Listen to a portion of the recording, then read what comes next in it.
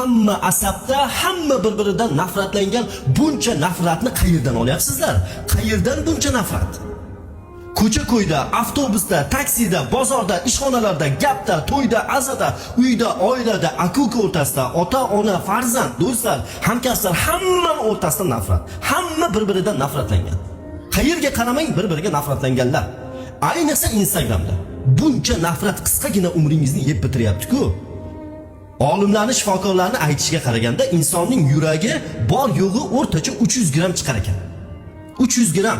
Bu 300 gram yuragingizga tonnalab nafratni qanday sig'diryapsiz? U bechora yurak qanday urayapti, qanday ko'taryapti buncha nafratni? Gapimga hayron qolayotgan bo'lsangiz, atrofingizga bir nazar soling. Hasad, g'iybat, nafratning badbo'y sassiq hididan muhabbat, mehr va samimiylikning gram ham ta'mini sezmay qoldik. Yo'q bo'lib ketdi. Ko'rinmay qoldi bunaqa narsalar. Buncha nafrat va hasad bilan tobutga qanday sig'amiz? Torgina qabrgachi? Tarixda Robiya Adaviya degan ulug' bir onalarimizdan o'tgan.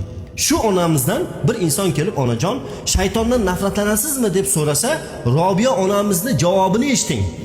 "Shaytonni yaxshi ko'rmayman, ammo qalbimda unga nafrat qiladigan joyni Allohning muhabbati egallagan bolam" degan ekanlar. Hech e'tibor berganmisiz? Nega yosh bolalar doimo xursand yurishadi? Hech narsani o'ylamaydi. Qorni to'ysa bo'ldi. Istalgan begona bola bilan bir lahzada tanishib, do'stlashib, o'ynab ketaveradi. Urushib qolsa ham yana tezda yarashib o'ynab ketaveradi. Bir-biriga dushmanlik qilib, "Andoq qilaman, mandoq qilaman" deb quvib yurmaydi ortidan. Nimaga bilasizmi? Chunki ular hech kimdan nafratlanishmaydi. Shuning uchun ular beg'ubor. Shuning uchun ularni xursand bo'lishi juda ham oson. Afsuski biz ota-onalar, kattalar bolalarga, go'daklarga, yoshlarga odamlardan nafratlanishni juda tez o'rgatyapmiz.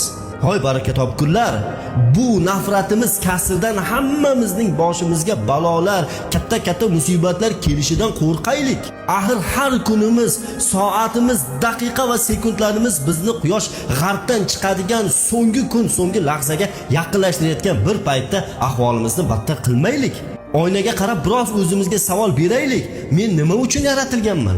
Odamlarga nafrat, hasad qilib, ularni yomon ko'rib, dushmanlik qilib, ular bilan husumatlashib yoki iblisga askar bo'lish uchunmi? Men o'zi kimman men? Bu kichkinagina yer sharida nima qilib yuribman men? O'lsam nima bo'ladi degan savollarni o'zimizga beraylik. Hazrat Rumiy aytadilar: "Yaratilganlarni yaratgan egam yaratganligi uchun sevmaguningcha komil mo'min bo'lmaysan."